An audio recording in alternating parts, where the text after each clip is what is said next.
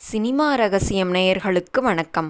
Super star Rajinikanth சினிமாவில் எடுத்த உடனே ஹீரோவாக விடவில்லை.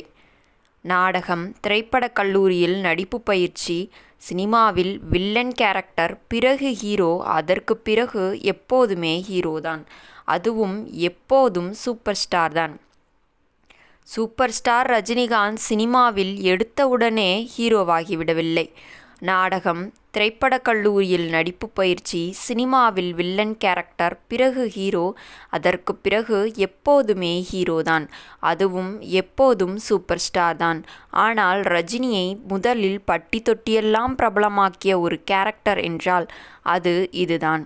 ஆனால் அந்த கேரக்டரில் நடிப்பதற்கு ரஜினிக்கு 3000 சம்பளம் பேசிய அந்த இயக்குனர் கடைசி வரை 500 பாக்கி கொடுக்கவில்லை என்பதை அந்த இயக்குனரே கூறுகிறார். அந்த இயக்குனர் யார், அது என்ன படம் என்று பார்க்கலாம். நீண்ட காலமாக செட்டுகளில் இயங்கிக் கொண்டிருந்த தமிழ் சினிமாவை வெளி உலகத்திற்கு கொண்டு சென்றவர் என்றால் அவர் இயக்குனர் இமயம் பாரதிராஜா. மரபுக்கும் நவீனத்துக்குமான மோதல்களை கதைக்களமாக்கியவர்.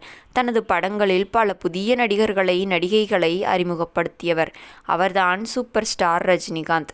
பட்டி தொட்டி எங்கும் பிரபலமாக்கிய கேரக்டரில் நடிக்க வைத்தார்.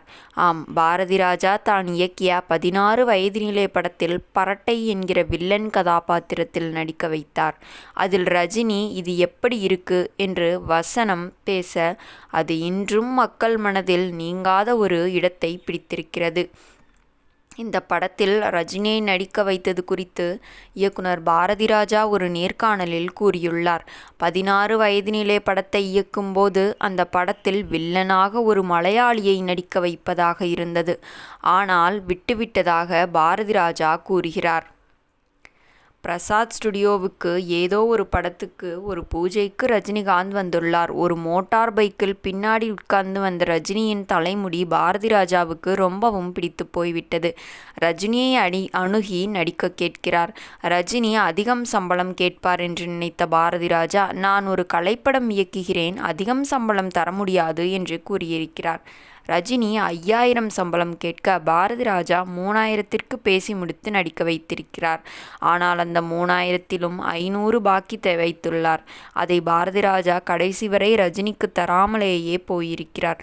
அந்த பாக்கி 500 ரூபாயை ரஜினிகாந்த் சூப்பர் ஸ்டார் ஆன பிறகு ஏதாவது மேடை நிகழ்ச்சிகளில் பார்த்தால் பாரதி, அந்த 500 ரூபாய் பாக்கி எப்போது தருவீர்கள் என்று கிண்டலாக கேட்பாராம் என்று பாரதிராஜா அந்த நேர்காணலில் நினைவு கூர்ந்திருக்கிறார்.